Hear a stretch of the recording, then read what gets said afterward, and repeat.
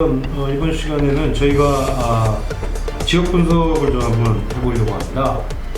수도권 남부 지역에서 역시 뭐 최대의 관심 지역 하면 바로 이곳이죠.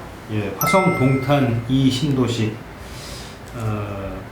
저도 뭐 기억을 합니다. 초기에 개발 초기에 제가 이 흙먼지 날리는 그 공사 현장 다니면서 취재를 했던 기억도 좀 생생하고, 과연 여기가 정말 사람이 살 수 있는 신도시로 과연 될 수 있을까, 그런 생각도 좀 해보았던 기억이 좀 나는데, 여튼 화성 동탄이 신도시가 참 이 사이클이 좀 있는 것 같습니다. 출렁임이 그렇죠. 좀 경기 좋았을 때 잘 나가다가 최근 들어서 좀 굉장히 좀 침체의 국면에 좀 빠져 있다, 이제 이런 뉴스들이 많이 나오고 있습니다. 그래서 실제로 이제 그 원인은 이제 결국 좀 너무 좀 한꺼번에 좀 공급이 좀 몰리는 거 아니냐. 그렇죠. 이런 분석들이 좀 나오고 있는 것 같습니다. 그렇죠. 네.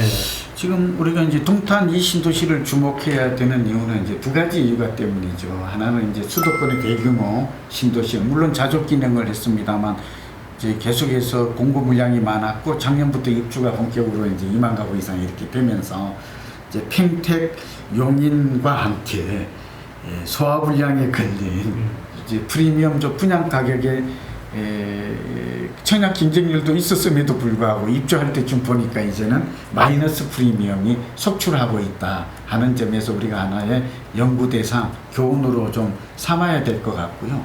그러면 이제 과연 이런 현상이 전세로만 그칠 것인가, 이제 언제까지 좀 지속되며 매매가에는 어떤 영향을 줄 것인지. 여기 의외로 이게 동탄 이 신도시와 평택, 용인 한숲시티 아시잖아요. 예. 여기마저도 사실은 투자 수요가 꽤 있었던 것으로 보여져요.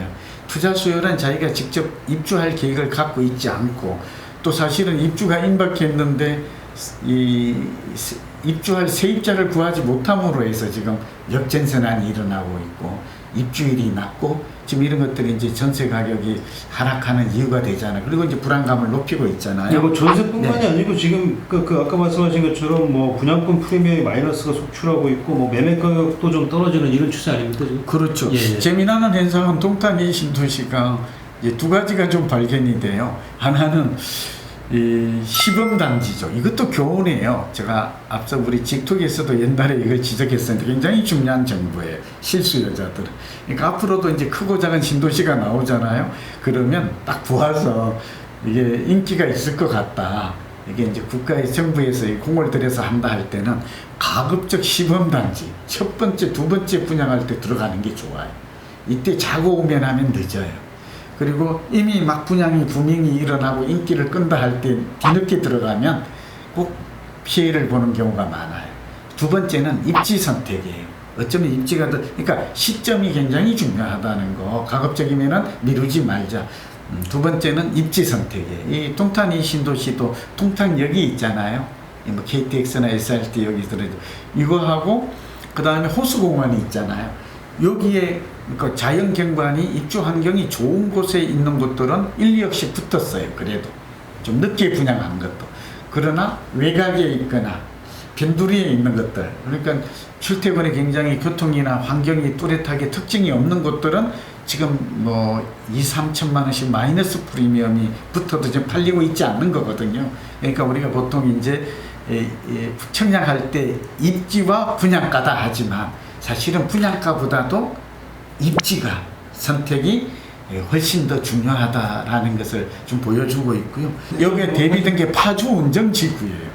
똑같이 분양이 많았는데 초기에는 파주 운정지구가 이제 오히려 외면을 받아서 분양이 잘 안 됐어요. 그러던 것들이 최근에 보면 뭐 GTX-A라든지 남북 경연부두를 타고 또 오르고 있단 말이죠. 그래서 뭐 이런 부분들은 우리에게 주는 시사하는 바가 저는 굉장히 많아요. 그래서 화성 동탄 이 신도시 같은 경우에는 상황이 우선 현황 파악을 해보면 한 2, 3년 정도는 전세 매매 낙공이 둘 다 약세를 보일 가능성이 많아요. 경우에 따라서는 부동산 경기가 꺼지고 만약 미입주 사태가 오래 가면 이 대출을 받았던 사람들이 견디지 못하고 급매물을 내올 가능성도 꽤 많다. 이제 상당히 급등락 좀 급락하는 그런 것들도 가능성은 많지 않지만 존재한다라고 좀 말씀을 드리고 싶고, 그 대신 여기에 전세에 들어가는 사람들은 이 미래 가치는 좋아요. 이 지역이 자족 기능으로 되어 있고 주변에 이제 삼성을 비롯해서 여기 기업들이 입주를 시작하고 있어서 중장기적으로는 제가 볼 때 한 3, 4년 후에는 정상을 좀 찾지 않을까 그렇게 예상을 합니다.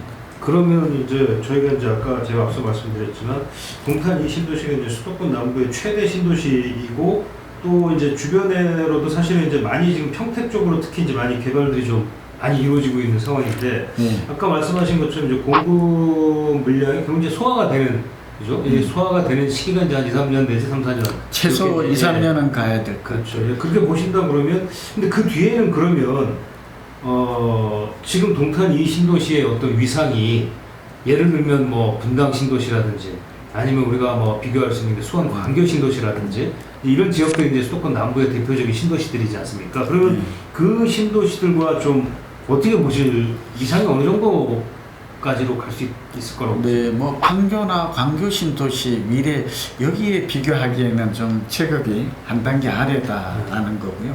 저는 실소유자 같은 경우는 그러니까 이제 두 가지 전략이 있을 것 같아요. 우리는 이제 구체적 전략이 중요하잖아요. 마치 뭐 보유세가 늘어나면 절세하는 법이 무엇인가라든지 이 시장 상황을 이용해서 나에게 유리한 선택, 전략을 하는 것들인데 그런데 좀 도움을 드리죠.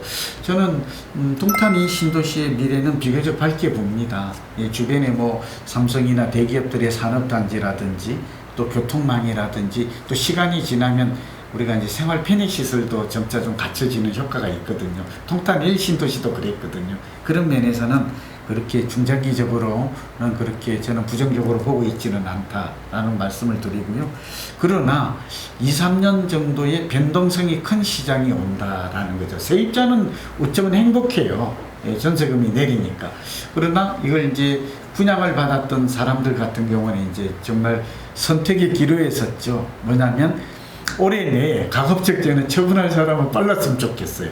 동탄과 평택이 공이 똑같아요. 전략이. 입주 물량이 많아지고 수요가 좀 부족해지고 부동산 경기가 좀 하향 안정되는 이런 상황을 감안하면 그래서 지금 처분하고 홀가분하게 뭐 이익이 났든 안 났든 이렇게 갈 것인가 아니면 한 2, 3년에서 3, 4년 인내심을 가지고 좀 길게 갈 것인가. 그러니까 동탄 이 신도시에 주거할 계획을 갖고 있다면 또 집이 한 채라면 저는 조금 내리더라도 뭐 그렇게 많이 내릴 것 같지 않아서 또 동탄의 신도시의 미래는 비교적 밝다라는 측면에서 보유해도 될 것이다 라고 보고 있죠. 예, 문제는 어쩌면 평택이 더 좀 그 위험 요소가 많아지는지도 몰라요. 이 우리 직독을 즐겨보는 분들은 뭐 지식인들이 많고 부동산 투자에 관심이 많은데 왜냐하면 평택 같은 경우에는 지금 미군 뭐 철수라든지 감축 문제가 뭐 트럼프 얘기를 통해서 실제로 나왔잖아요. 뭐 이런 것들이 아무리 심리적뿐만 아니라 또 이 주택의 수요에 직접적 영향을 미치지 않을까. 그래서 동탄뿐만 아니라 이제 상황이 비슷한 평택의 부동산을 가지고 있거나 분양받았거나 이런 분들도 비슷한 상황에서 어려운 결단을 좀 내려야 될 시기가 아닌가. 뭐 그건 모르죠. 사실은 이 지정학적 리스크는 미리 우리가 예단하기는 쉽지가 않지만 이런 부분을 지금은 그러할 때라는 거, 갈림길의 기로에 있다라는 거, 선택을 해야 될 그런 중요한 시점이라는 거, 그런 말씀을 꼭 드리고 싶습니다.